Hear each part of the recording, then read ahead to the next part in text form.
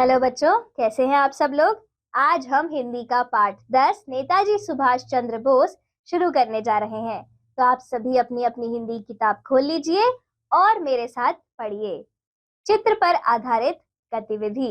बच्चों, उपयुक्त चित्र आजादी के मतवालों के हैं, जिन्होंने अपने भारत देश को आजाद करवाने के लिए अपनी कुर्बानी दे दी और देश को आजाद करवा लिया। आप इनके विषय में जितना भी जानते हैं उसको अपनी कॉपी में लिखिए और अन्य आजादी के दीवानों की भी जानकारी एकत्रित कीजिए।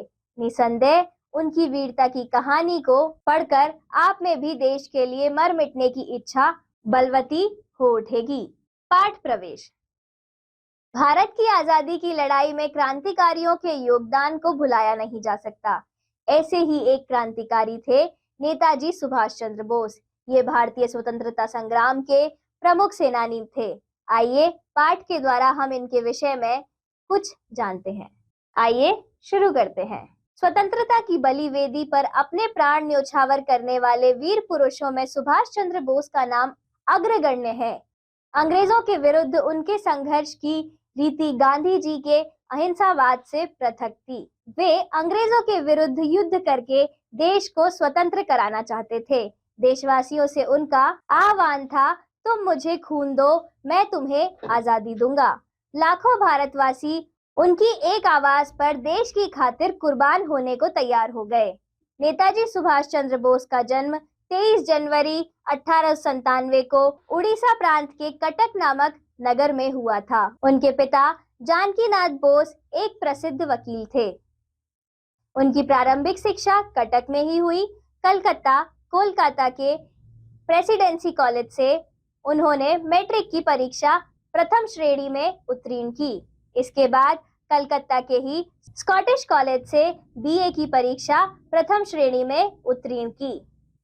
वे आईसीएस की परीक्षा देने के लिए इंग्लैंड गए। परीक्षा में उत्तीर्ण होकर वे स्वदेश लौटे और सरकारी नौकरी में उच्च पद प्राप्त किया।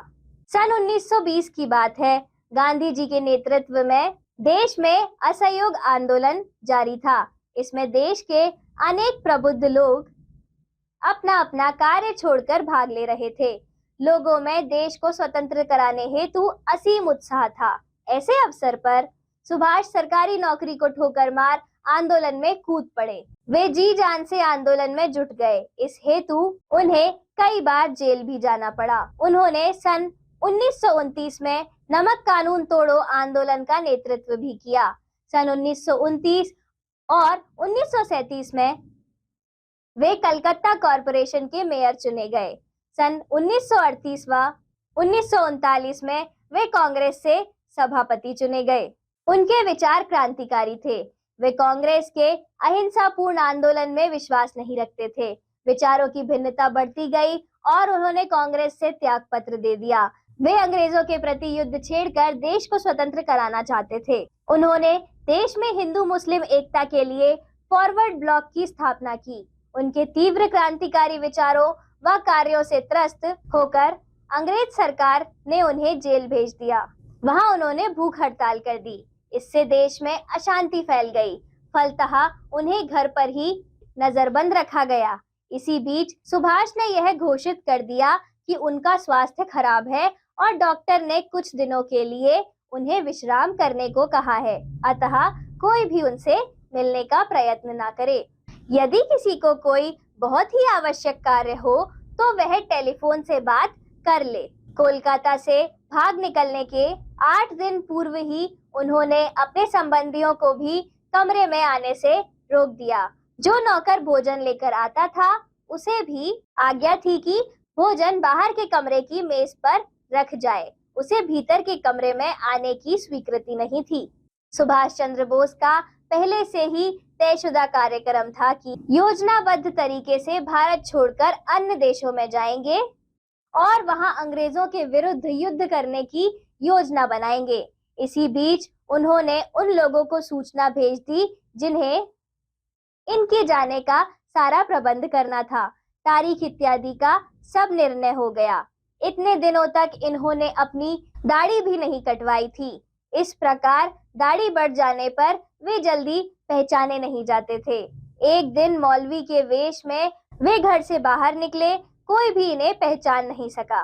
वे एक मोटर में बैठकर कलकत्ता से 40 मील दूर तक एक रेलवे स्टेशन पर पहुंचे और पेशावर तक दूसरे दर्जे का टिकट लेकर गाड़ी में बैठ गए। उस रात की यात्रा सकुशल बीती। दूसरे दिन उस डिब्बे में एक फौजी सिख आया। फौजी सरदार के पूछने पर उन्होंने अपना नाम लखनऊ निवासी जियाउद्दीन बताया। अनेक कष्टों को सहते हुए 26 जनवरी 1942 को सुभाष चंद्र बोस पुलिस व जासूसों को चकमा देकर काबुल के रास्ते जर्मनी पहुंचे। जर्मनी के नेता हिटलर ने अंग्रेजों के विरुद्ध उनकी नीति का समर्थन किया। नेताजी ने जर्मनी रेडियो केंद्र से भारतवासियों के नाम स्वाधीनता का संदेश दिया। सुभाष चंद्र बोस ने अनुभव किया कि बिना शक्तिशाली संगठन से क्रांति किए स्वाधीनता मिलना कठिन है। वे जर्मनी से टोक्यो पहुंचे, वहां आजाद हिंद फौज का नेतृत्व किया। इसका उद्देश्य अंग्रेजों के विरुद्ध लड़कर भारत को स्वाधीन कराना था। आजाद हिंद फौज के सैनिकों ने निश्चय किया कि वे लड़ते हुए दिल्ली पहुंचकर अपने देश की आजादी की घोषणा करेंगे या वीरगति को प्राप्त होंगे। युद्ध चलता रहा, परंतु द्वितीय विश्व युद्ध में जापान की हार के कारण आजाद हिंद फौज को भी शस्त्र छोड़ने पड़े। जब नेताजी एक वायुयान द्वारा बैंकॉक से टोक्यो जा रहे थे, तब मार्ग में ही विमान दुर्घटनाग्रस्त हो गया और नेताजी की मृत्यु का दुखद समाचार देश को प्राप्त हुआ।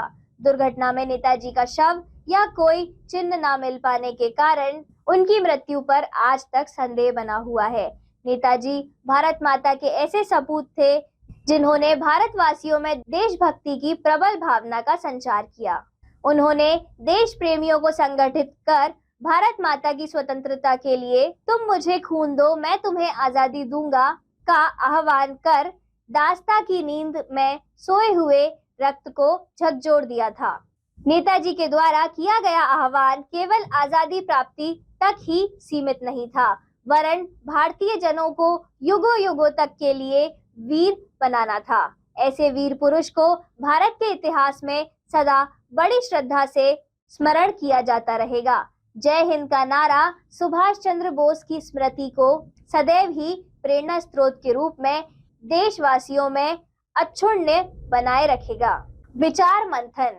बताइए, हम नेताजी सुभाष चंद्र बोस की कितनी जयंतियां मना चुके हैं? इस साल उनकी कौन सी जयंती मनाई जाएगी? यह भी बताइए कि उनकी जयंती किस दिवस के रूप में मनाई जाती है।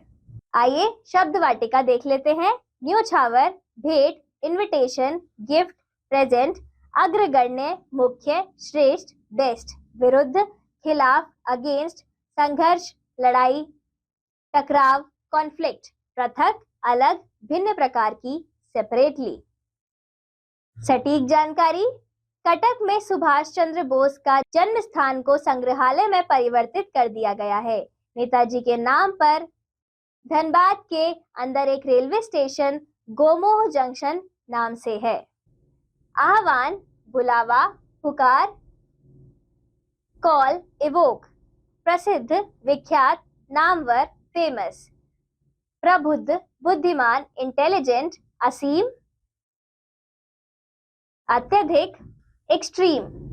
उत्साह, जोश, उमंग, एक्साइटमेंट, त्याग पत्र, इस्तीफा, पद त्याग, रेजिग्नेशन। स्थापना, स्थापित करना, स्थिर करना, स्टैब्लिश। नजरबंद, किसी स्थान पर रोके रहना, बाहर निकलने व मिलने जुलने पर रोक लगाना। कैद करना, ब्लॉक, टू इंटर्न।